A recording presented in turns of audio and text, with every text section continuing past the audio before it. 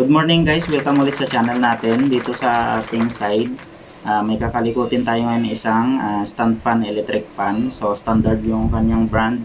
So ang problema nito mga kalikot, sabi ng may-ari, hindi na gumagana or umiikot. So nung na-test natin siya kanina or tinister natin, open na yung kanyang motor or siguro may problema sa kanyang fuse or nasunog na yung kanyang motor. So, isi-share ko sa inyo mamaya guys kung paano natin siya i-troubleshoot. So, shoutout natin si Manang Lilibit Carig Condino. So, sila yung may-ari ng ayusin natin mga kalikot. At saka shoutout rin natin guys yung mga nag-subscribe sa ating YouTube channel. Shoutout kay Romel Ong Ramos at saka kay Miraculous Medal Paris Banga. So, maraming salamat guys sa pagsuporta sa ating channel. So, huwag nyo pong kalimutang i-subscribe ang aking YouTube channel at papalo na rin sa ating Facebook page. At saka huwag nyo rin pong kalimutang i-hit ang notification bell natin or bell button para updated tayo sa mga ilalabas pa nating mga video. So, tara kalikutin na natin siya mga kalikot.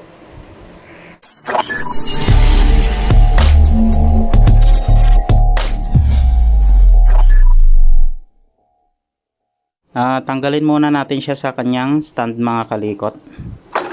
Yan, para makaporma tayo.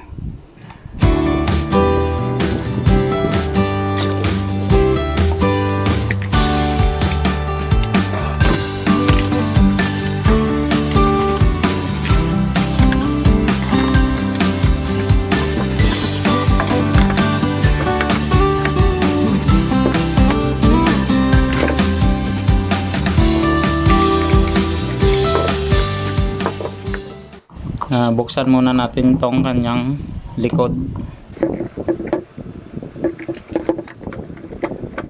Siguro naman sa dami ng mga video natin sa ating channel mga kalikot about dito sa pag-repair ng mga electric fan, sana may natutunan kayo.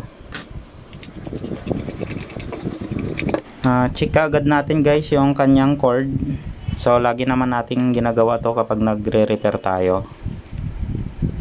Check natin kung putol siya or hindi. So okay naman yung isang line nya. Check naman natin yung isa. So okay yung kanyang power cord mga kalikot. So ibig sabihin yan, open na yung kanyang fuse. Kaya magpupokus na tayo guys dito sa kanyang motor. Baklasin muna natin yung wire. Putulin na natin kasi mahaba naman yung kanyang wire.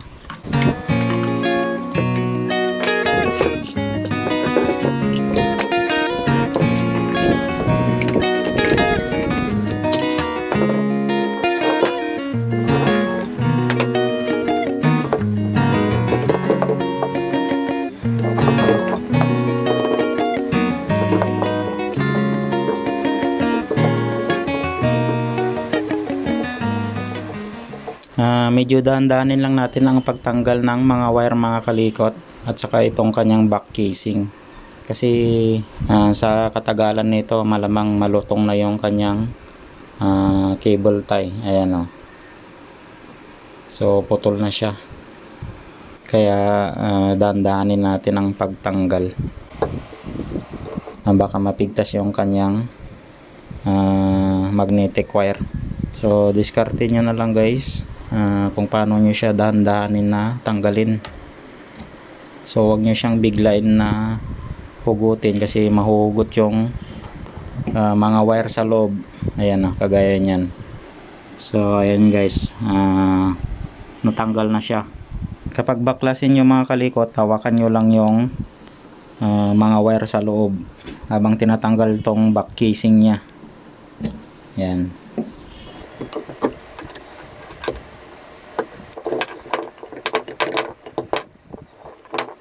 Talian muna natin kahit isa guys dito sa pinaka gitna para hindi natin siya mahila. Kasi baka ma-aksidente natin siya mahila, so wala na, sayang yung motor or yung winding natin.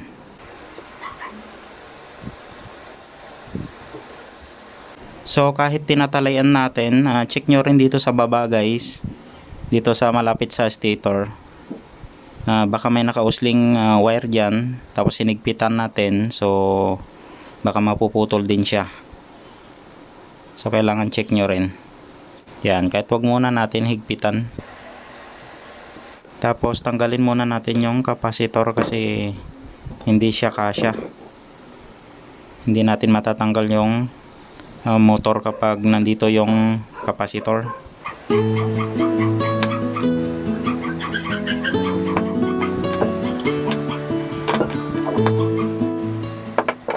Tanggalin na natin yung stator.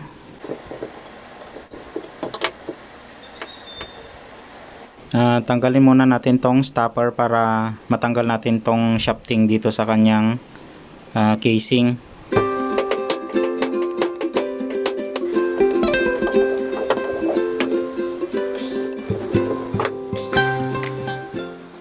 Kapag ganong style yung pagtanggal nyo guys, lagyan nyo lang siya ng tela para hindi magasgasan itong ating shafting, para hindi magkaroon ng lamat.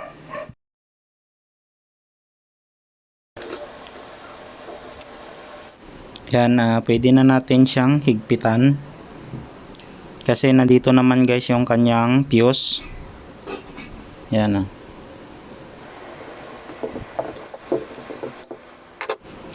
Tapos linisan muna natin bago natin troubleshoot yung kanyang winding, kung okay pa yung kanyang motor.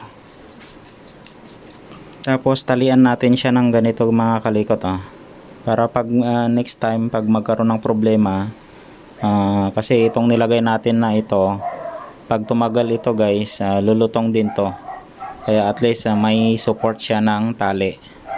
Iwan ko kung ano yung pangalan sa inyo to guys. Yan, sa amin dito Coralon. Yan.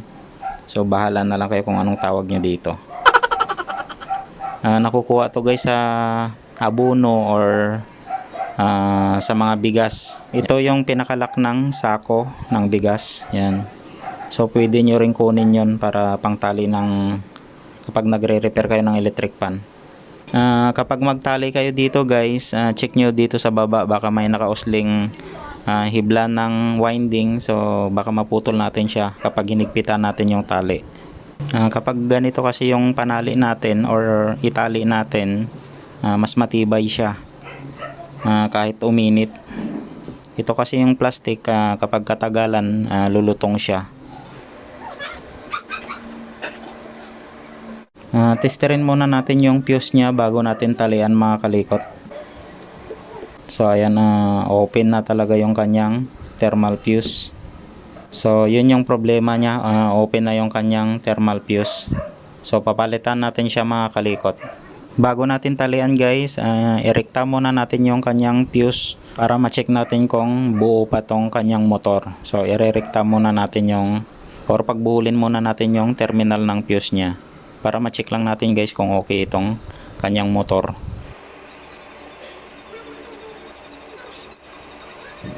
So nag-aalangan tayo dito mga kalikot, parang nasunog yung nasa baba. Hugutin ko na lang guys yung wire nya dito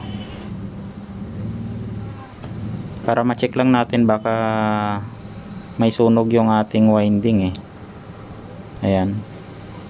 Baka mamaya kinabit na natin yung bagong fuse, may sunog pala sa kanyang winding.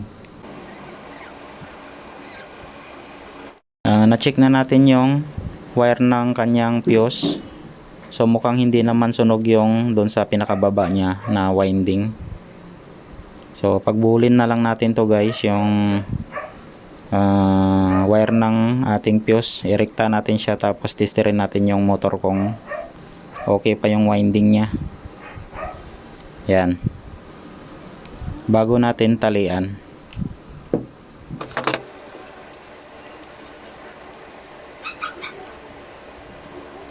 So check natin yung isang line.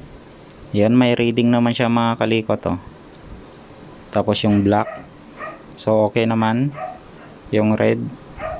So okay yung ating winding mga kalikot. Bali papalitan na lang natin yung fuse nya. Saka na natin talian yung buong wire. Yan.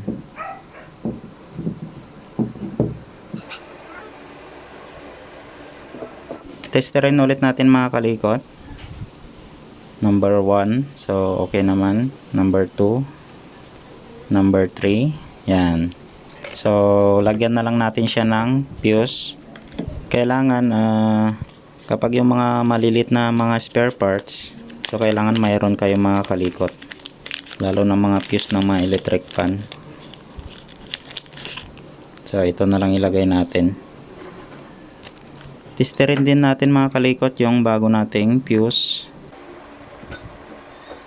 Yan, so okay naman. So kabit na lang natin siya mga kalikot.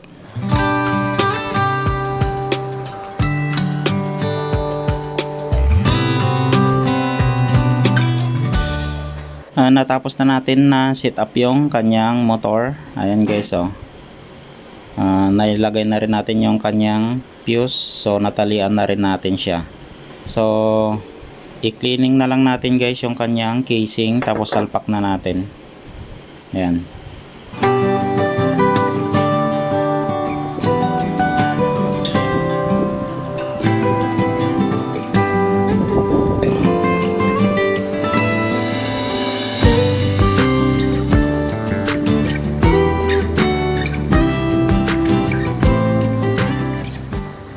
Yan, nagabihan na tayo guys. So nalinisan na natin siya. Ayan, balik sa bago. So assemble na lang natin siya mga kalikot. Unahin muna natin yung harap na casing. Saka natin i-balance itong kanyang shafting. So check natin guys kung kulang pa yung spacer niya or washer. So medyo kulang ng washer sa harap. Try natin palitan na lang yung pinakamanipis. Ito guys, yan, manipis na to eh. Bali palitan na lang natin siya ng bago or mas makapal dito. So ito na yung ilalagay nating washer. Yan, medyo mas makapal siya ng doble. Lagyan na natin siya ng langis mga kalikot.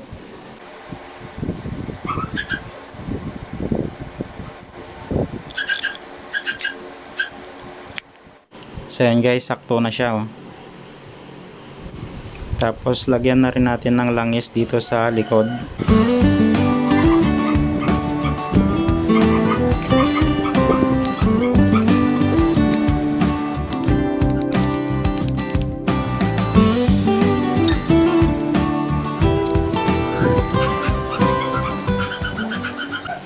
Ayan, ang ingay ng mga aso sa labas. Hoy!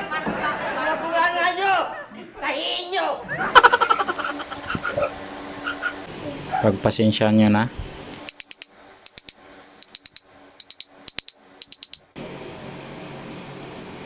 So yan guys, pre-wheeling na siya. Ayan. So ang smooth niya na.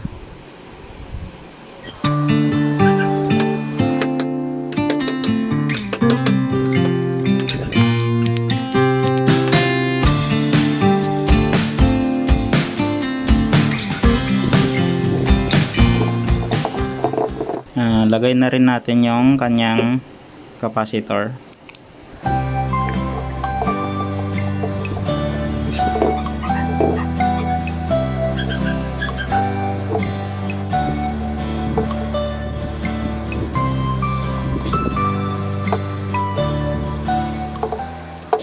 Ilagay na natin siya sa kanyang stand.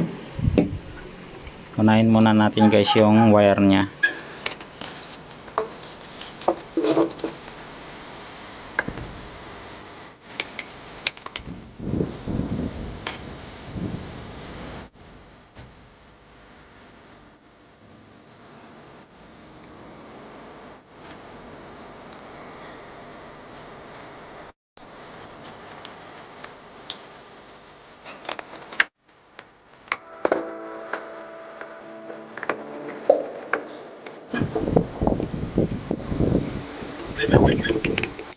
Testerin ulit natin siya mga kalikot, itong kanyang power cord.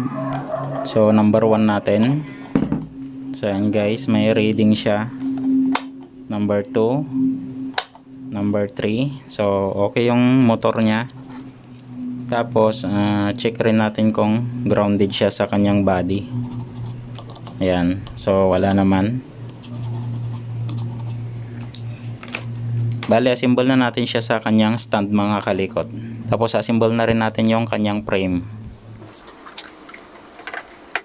Try muna natin siya mga kalikot. I-plug sa ating kuryente. Yan number 1 natin. Tapos number 2. Number 3. Yan.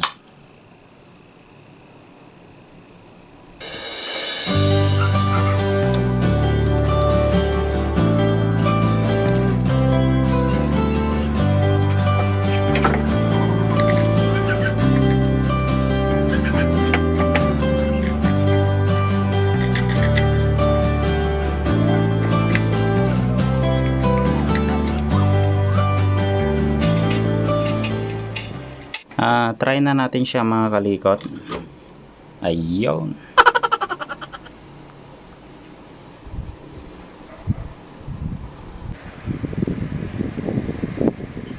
So okay na siya mga kalikot. So number 2 natin siya. Saka number 3.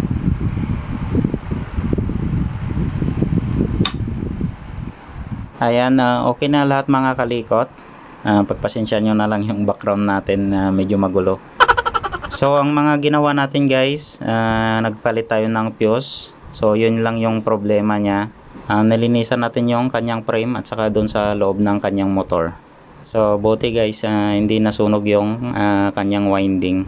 So ayan, hanggang dito na lang yung video natin guys para dito sa ating electric pan. So maraming salamat guys sa pagsuporta sa aking channel. Huwag nyo pong kalimutang i-subscribe ang ating YouTube channel at papalo na rin sa ating Facebook page. Huwag nyo rin pong kalimutang i-hit ang notification bell para updated tayo sa mga bagong ilalabas pa nating mga video. So maraming salamat guys. Ingat kayong lahat. God bless sa ating lahat mga kalikot. Bye bye.